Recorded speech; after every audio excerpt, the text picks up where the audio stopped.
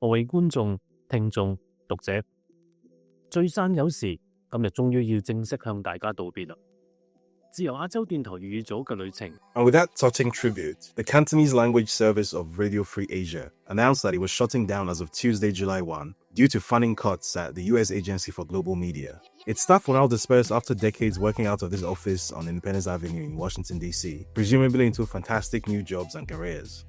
Or not. And in case you're wondering, why is there a Chinese language radio service which is run out of Washington, D.C. and funded by a presidential budget approved by the U.S. Congress? The answer is, as is so often the case, the Council for Independent Afghans. Yes, these guys again. Their fingers are everywhere.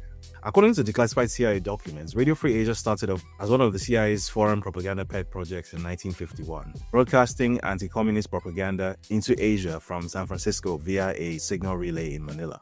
As the years went by and it became less fashionable to be openly identified as a CIA propaganda extension, it went through the same kind of rebranding program that the agency's residence regime change department went through. That's now called NED, by the way, and more of that later. Now, under this rebranded identity, Radio Free Asia has spent the past few decades broadcasting the CIA's adversarial anti-CCP messaging into the Cantonese-speaking southern regions of China as well as Hong Kong and Macau. This has not been a harmless, victimless exercise. Between 2019 and 2020, for example, Radio Free Asia was instrumental in instigating the so-called Umbrella Revolution, which was a series of heated protests in Hong Kong against the new Chinese national security law. While these protests were, unsurprisingly, reported across Western media as pro-democracy protests by young, plucky, freedom-loving Hong Kong youth, responding to a draconian law from an authoritarian regime in Beijing, it probably won't surprise you to know that the long hands of NED were all over this supposed umbrella revolution. At least 15 people are known to have died as a direct result of the protests, including Luo Changqing, a 70-year-old cleaner whose head was struck by a brick thrown by a protester. Time magazine later reported that Radio Free Asia was used to directly funnel at least $2 million to various protest groups in Hong Kong under the guise of assisting pro-democracy activists with digital security.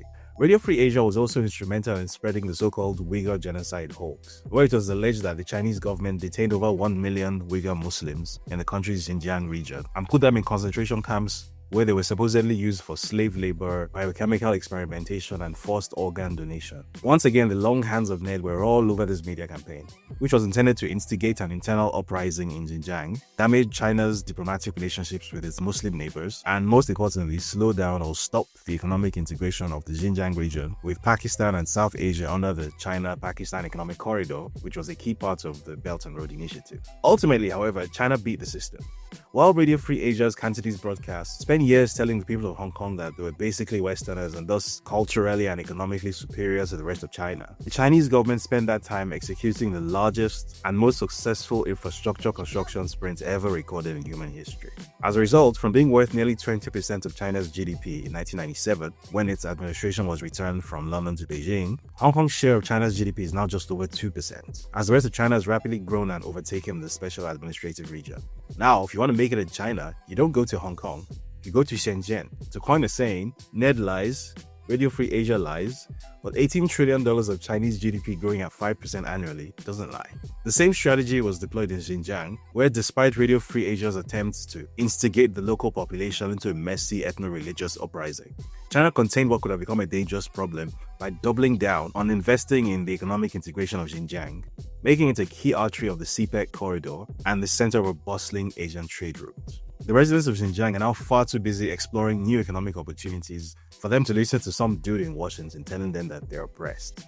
Basically, despite the amount of US investment that has gone into trying to brainwash the people of Hong Kong and Xinjiang, China's spectacular and unignorable economic and social advances, as well as its own internal information sovereignty, ultimately rendered Radio Free Asia's Cantonese-flavored CIA propaganda impotent, and thus left it susceptible to Donald Trump's budget cuts. Because let's be clear about this. If Radio Free Asia was achieving any kind of success at all at sowing internal conflict and subversion in China, it would not have been defunded. Bear in mind that Trump is astonishingly honest about the dirty tricks that the US government regularly deploys to try to derail or contain China. And then they hacked into our telecom system. They've been stealing intellectual property, that fentanyl, COVID, all of this stuff. So how do you negotiate with obviously a bad actor and that economics? You don't think we do that to them? So the lesson for the global south here is that it is in fact possible to win against the empire's propaganda behemoth. If you invest ambitiously in people, build useful infrastructure, and invest in telling your own story loudly and unapologetically, you can and you will win. So there you have it.